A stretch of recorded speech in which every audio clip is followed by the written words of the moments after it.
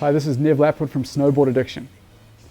To be awesome at snowboarding, there's 3 factors that really determine how good you get. One is your physical condition. Are you fit? Are you healthy? Are you in shape? Are you strong? Are you flexible? These are all important factors for snowboarding. The second aspect is, how much do you practice? Are you out there on the mountain putting your time in? Have you been watching our tutorials and learning these tricks, learning the techniques and putting it into your riding? The third factor is your mental game. Are you strong mentally? Do you have a great attitude towards snowboarding? Do you visualize your tricks? Do you set goals? This video is all about the mental aspects of snowboard training and how you can use your mind to snowboard better. Attitude. You need to be a boss and take charge of your snowboarding. You don't want to be on the mountain thinking, I can't do that, or I can't learn that, or I'm not as good as those guys. That's the wrong attitude. You've got to be mentally strong and confident with everything you do. Even the attitude of like, he can do that, I'm going to learn how to do that. I'm going to put that time in. Some days you might not be feeling it and you might be crashing on some things you can normally do. Try not to let that get you down. Crashing is part of snowboarding, we all do it. The more you crash, the better you're going to get at riding. Getting in the zone. On those days when you're on the mountain, you're learning new tricks, you're landing everything, you're having a good time, that's called getting in the zone. Now, I know a tactic that can help you be in the zone more often. If you're up there and you're kind of crashing and you're not having a good day, you want to break out of that. Try out this tactic. You want to make a cue, like a mental cue you can use. It could be like clenching your fist and saying, I'm awesome. Or it could be slapping yourself a high five and saying, snowboarding's rad. Whatever it is, something unique to you that you don't normally do. Every time you do an awesome trick or something that you're stoked on, do that cue. Stomp a nice 540, I'm awesome. You don't have to say it out loud, you can say it to yourself. That's going to help to give you a cue that you can use to be in the zone. Unconsciously, it's going to start to make you feel rad. It's going to make you feel like all those times when you were on point, being in the zone. Visualizations. Visualizing your tricks is how to mentally prepare to have better technique and how to stomp everything clean. All pro athletes use visualizations for their own sports, and it's no different in snowboarding. When you're at the top of the jump and you're either learning a trick or doing something you know how to do, you can visualize that and it's going to make you more likely to do it perfectly. Now, how you can visualize is you can do it from the first person, which is as if it's your own eyes. Let's say it's a backside 360. You drop in, you see your approach path, you feel what the compression of the jump feels like, you hear the sounds of the snowboard, you do the 360, you feel your grab, you see the landing, you stomp it down. The more realistic you can make it feel, the more likely you're going to be to stomp it perfectly when you actually do it on your snowboard. Now do it a bunch of times. You can also visualize from a third person perspective, which is like a video camera view. Someone's coming down behind you with a video camera, they're seeing you go off that jump, seeing you set up for the back 3, spin the 3, grab, they're seeing the movements your body does, right?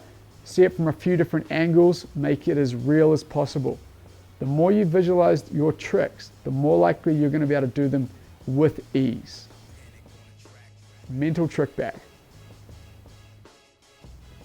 Creating a mental trick bag for each trick you can do on a snowboard is a more advanced visualization technique.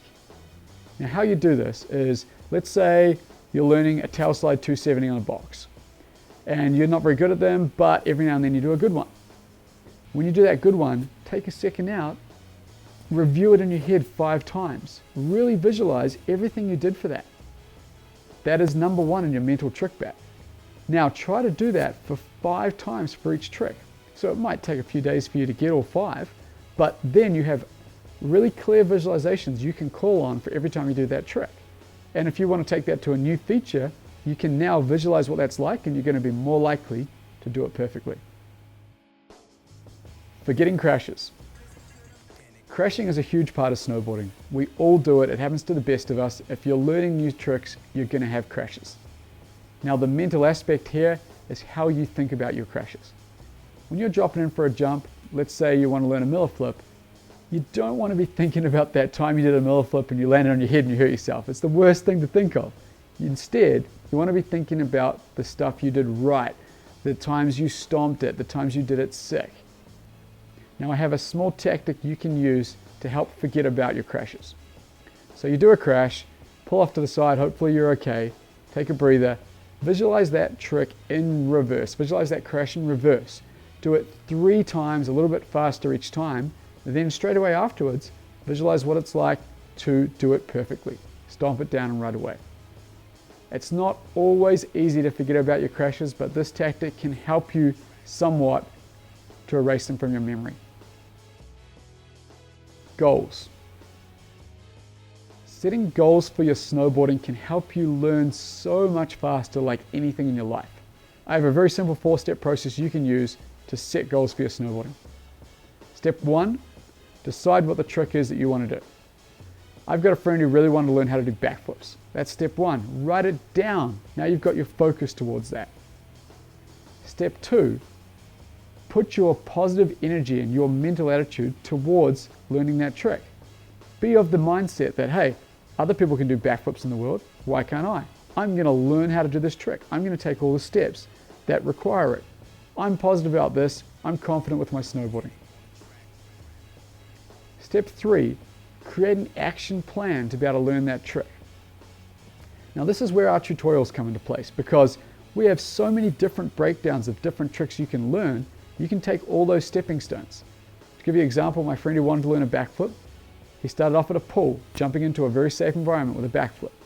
He went to a trampoline facility, had 2 buddies help him, learn how to do backflips, and did so many of them, hundreds of them, until he's backflipping upside down, seeing where to spot his landing, learning how to speed it up and slow it down. He also decided on a powder day that he was going to go up, not ride the powder, but instead build himself a poppy jump and learn how to do backflips into a safe environment of powder snow. He did it with one of his buddies. They learned how to do backflips. They were stoked on it. Step 4, celebrate your achievement. Be stoked on what you've learned. Look back at the goals you set and realize, hey, I set this, I achieved this, and my riding is improving. A lot of people out there want to learn things like backflips who can't do it. If they set the goal and went through the steps, they would be able to do it, and you can too. Summary.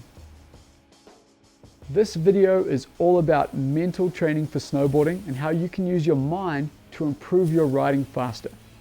We went through a lot of content, such as having a positive attitude towards your snowboarding, knowing how to get in the zone and using that mental cue, learning how to visualize your tricks, learning how to create a mental trick bag, erasing crashes and slams from your history, and setting goals for your riding. If you can do these aspects, you are going to improve so much faster than you ever thought possible.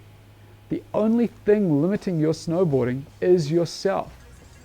Your physical condition, how much practice you put in, and your mental attitude. Those are the 3 aspects. I hope that next time I see you on the mountain, you slap me a high five. This is Nev Lapwood from Snowboard Addiction. Our goal is to improve your riding.